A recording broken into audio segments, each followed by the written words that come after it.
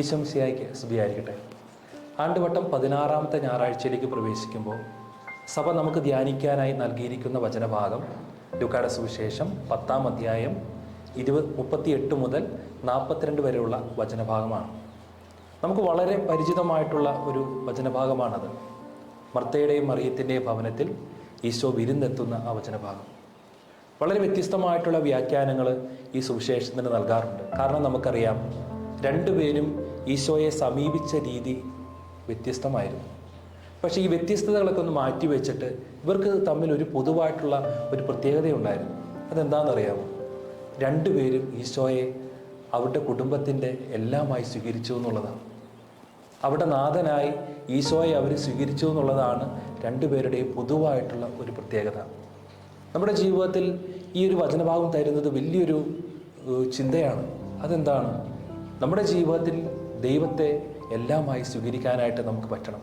ഈശോയെ നമ്മുടെ ജീവിതത്തിൻ്റെ നാഥനായി, നമ്മുടെ ജീവിതത്തിൻ്റെ എല്ലാമായി സ്വീകരിക്കാനായിട്ടുള്ള ഒരു പ്രചോദനം ഈ മർത്തയും മറിയും തരുന്നുണ്ട്. വെളിപാടിൻ്റെ പുസ്തകം 3:20 നമ്മൾ വായിക്കുന്നില്ല, കർത്താവ് നമ്മുടെ ഹൃദയവാതിലിൻ്റെ അരികിൽ വന്ന് മുട്ടുന്നുണ്ട്. ആരാണ് തുറന്നു കൊടുക്കേണ്ടത്? നമ്മളാണ് തുറന്നു കൊടുക്കേണ്ടത്. അപ്രകാരം തുറന്നു കൊടുത്ത രണ്ട് വ്യക്തിത്വങ്ങളാണ് മറിയവും മർത്തയും. സ്നേഹം നിറഞ്ഞവരെ, ഈ ഒരു കാലഘട്ടം വല്ലാത്തൊരു കാലഘട്ടമാണെന്ന് നമുക്കറിയാം. തമ്പുരാനെ മാറ്റിവെച്ച് മറ്റു പലതിനും സ്ഥാനം കൊടുക്കുന്ന ഒരു കാലഘട്ടത്തിലൂടെയാണ് നമ്മളെല്ലാവരും കടന്നു പോകുന്നല്ലേ. ഒരുപക്ഷെ എൻ്റെ കുടുംബത്തിൽ ഞാൻ മറ്റു പലതിനുമാകാം സ്ഥാനം കൊടുക്കുക. എൻ്റെ വ്യക്തി ജീവിതത്തിൽ തമ്പുരാനെ മാറ്റിവെച്ച് ഞാൻ മറ്റു പല വസ്തുക്കൾക്കും മറ്റു പല സമ്പത്തിനുമൊക്കെ ആയിരിക്കാം സ്ഥാനം കൊടുക്കുക. ഈ വചനഭാഗം നമുക്കൊരു പ്രചോദനമായി മാറണം.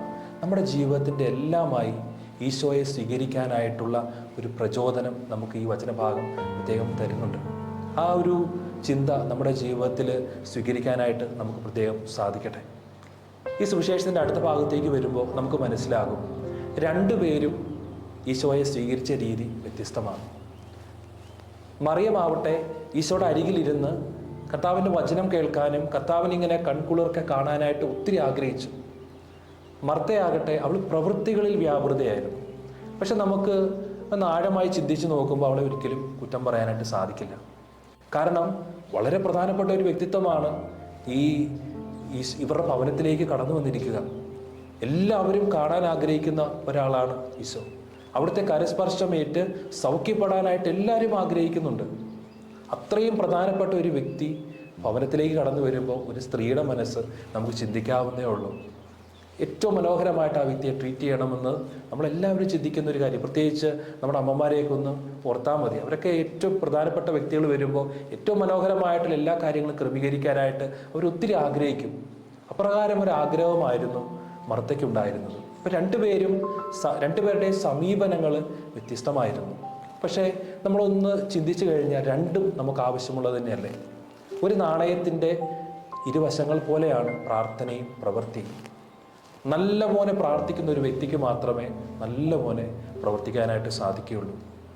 ചില മനുഷ്യരൊക്കെ ഇങ്ങനെ പറയുന്നത് കേട്ടിട്ടുണ്ട്, കുറേ വർഷം അധ്വാനിച്ചു പക്ഷെ അവസാനം നിരാശ മാത്രമാണ്. എന്തുകൊണ്ടാണ് അങ്ങനെ പറയുന്നത്? തീർച്ചയായിട്ടും നമുക്ക് മനസ്സിലാക്കാനായിട്ട് സാധിക്കും, അവർ പ്രാർത്ഥന കൂടാതെയുള്ള പ്രവൃത്തിയായിരുന്നു അവരുടെ ജീവിതത്തിൽ സംഭവിച്ചുകൊണ്ടിരുന്നത്. അപ്പോൾ പ്രാർത്ഥനയും പ്രവൃത്തിയും നമ്മുടെ ജീവിതത്തിൽ വളരെ വിലപ്പെട്ടതാണ്. ഈശോയുടെ മുമ്പിലിരുന്ന് പ്രാർത്ഥിക്കുമ്പോൾ, വിശുദ്ധ കുർബാനയിൽ പങ്കെടുക്കുമ്പോൾ, കൂദാശബന്ധിതമായിട്ടുള്ള ഒരു ജീവിതം നമ്മൾ ക്രമപ്പെടുത്തുമ്പോൾ കർത്താവ് നമുക്ക് പ്രവർത്തിക്കാനായിട്ടുള്ളൊരു ഊർജം നമുക്ക് തരും. രണ്ടും നമുക്ക് മാറ്റിവെക്കാനായിട്ട് സാധിക്കില്ല. മദർ തെരേസയുടെ ജീവിതത്തിലുണ്ടായ ഒരു സംഭവത്തെക്കുറിച്ച് വായിച്ചത് ഞാൻ ഓർക്കുന്നുണ്ട്. ഒരിക്കൽ മദർ ഇങ്ങനെ ചുറ്റുമുള്ള സിസ്റ്റേഴ്സുമായിട്ടിരുന്ന് സംസാരിക്കുമ്പോൾ അതിലൊരു ആൾ പറഞ്ഞൊരു കാര്യം ഇപ്പോൾ ഞാൻ ഓർക്കുകയാണ്. കാരണം നമുക്കറിയാം, മദർ തെരേസ സിസ്റ്റേഴ്സിൻ്റെ ഒരു പ്രത്യേക ക്യാരിസം എന്ന് പറയുന്നത് അവർ 1 മണിക്കൂർ ദിവികാരുണ്യ ആരാധനയുടെ മുമ്പിലിരിക്കും. അതിനുശേഷമാണ് അവർ കൽക്കട്ടയുടെ തെരുവിലിറങ്ങി ആ വലിയൊരു ശുശ്രൂഷയിൽ അവർ ഏർപ്പെടുക. ഒരിക്കലും ഒരു സിസ്റ്റർ മദറിനോട് പറഞ്ഞൊരു കാര്യം ഇതാണ്: മദറെ, നമ്മൾ എന്തിനാണ് 1 മണിക്കൂർ ഇരിക്കുന്നത്? അരമണിക്കൂർ ഇരുന്നാൽ പോരെ. അപ്പം അത്രയും ശുശ്രൂഷ ഈ കൽക്കട്ടയുടെ തെരുവിൽ കിടക്കുന്ന ഈ രോഗികൾക്ക് കിട്ടില്ലേ? മദർ ഇത് കേട്ടപ്പോൾ പെട്ടെന്ന് ഉത്തരം പറഞ്ഞില്ല. മദർ ഒന്ന് കണ്ണടച്ചു പ്രാർത്ഥിച്ചിട്ട് മദർ പറഞ്ഞൊരു കാര്യം എന്താണെന്നറിയാമോ? ഇനി മുതൽ നമ്മുടെ സന്യാസ സമൂഹത്തിൽ 1 മണിക്കൂറല്ല ആരാധന, 1.5 മണിക്കൂറായിരിക്കും എന്നാണ് പറഞ്ഞത്. എന്നിട്ട് മദർ പറഞ്ഞൊരു കാര്യമുണ്ട്, നമ്മുടെ സന്യാസ സമൂഹത്തിലേക്ക് പിശാച് പതുക്കെ കയറി തുടങ്ങിയിട്ടുണ്ടെന്നാണ് പറഞ്ഞത്. ഈ വിശുദ്ധരുടെ ജീവിതത്തിലൊക്കെ അവർക്ക് വലിയൊരു ബോധ്യമുണ്ടായിരുന്നു. പ്രാർത്ഥനയിൽ മാത്രമേ അവർക്ക് ശക്തി ലഭിക്കുകയുള്ളൂ. അസാധാരണമായ കാര്യങ്ങൾ ചെയ്യാനായിട്ടുള്ള കൃപ പ്രാർത്ഥനയിൽ നിന്ന് മാത്രമേ ലഭിക്കുകയുള്ളൂ എന്നുള്ള വലിയ ബോധ്യമുണ്ടായിരുന്നു. അത് പ്രത്യേകിച്ച് മദർ തെരേസയുടെ ജീവിതത്തിലൊക്കെ നിറഞ്ഞു നിന്ന വലിയൊരു പുണ്യം അത് തന്നെയാണ്. സ്നേഹം നിറഞ്ഞവരെ, ഇന്നത്തെ ഈ വചനം നമ്മൾ ധ്യാനിക്കുമ്പോൾ ഈ ഒരു പുണ്യം നമുക്ക് സ്വന്തമാക്കാം.